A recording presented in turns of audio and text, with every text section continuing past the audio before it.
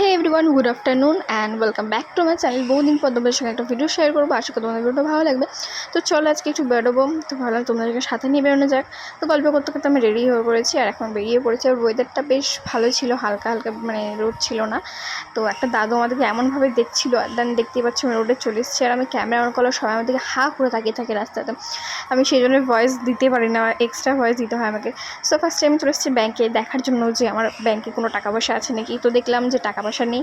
তো সেই আগে চলে আসলাম আমি শাড়ির দোকানে। তো শাড়ির দোকানে এসে আমি কী নেবো সেটা এখনই বলবো না, ভিডিও দেখলেই বুঝতে পারবে। তো তারপরে দেখতেই থাকো, এখানে অনেকগুলো নাইটি বের করেছিল কাকু। নাইটি দেখছিলাম ফার্স্টে। সো নাইটি নিয়েছি, হ্যাঁ, কিন্তু কোন নাইটিটা নিয়েছি সেটা এখানে আমি বলবো না, লাস্টে দেখাচ্ছি।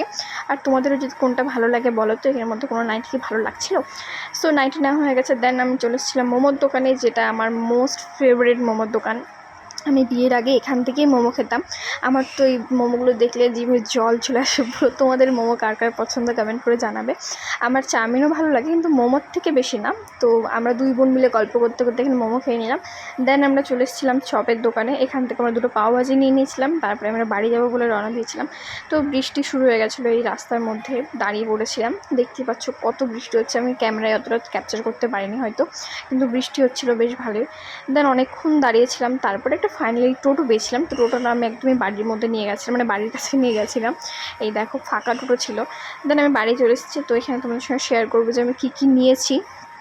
তো ফার্স্টে এই পোশাক শাড়িটাই বের করলাম। এটা হচ্ছে কিনে নিই, এটা আমার ঠাম্মা বানিয়েছে, হাতে বানানো, খুবই পছন্দ হয়েছে আমার।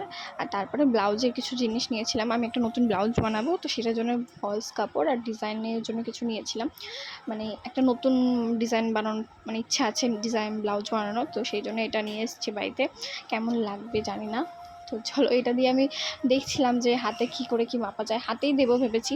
আর দেখো এটা দিয়ে আমি মালাও তৈরি করে নেব, কেমন লাগছে আমাকে মালাটা করে। তো তারপরে আমি দুটো টিপের পাতা নিয়ে নিয়েছিলাম। এই সাইজের টিপের পাতা, আমার টিপের পাতা পরতে খুব ভালো লাগে, মানে টিপ পরতে ভালো লাগে, কিন্তু সবসময় পরা হয় না। তো যাই হোক, আমাকে টিপ ছাড়া ভালো লাগে না টিপ পরে সেটাও জানাবে। আমাদেরকে দেখায় দুটো নাইটি নিয়েছিলাম। তো ফার্স্টে লালের উপর একটা নাইটি নিয়েছিলাম, বাটি প্রিন্টে ছিল, সুতির নাইটিগুলো বেশ ভালো লাগছিলো।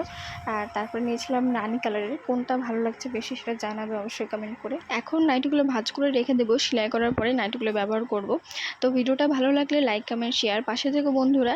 আর good night, love you, tata.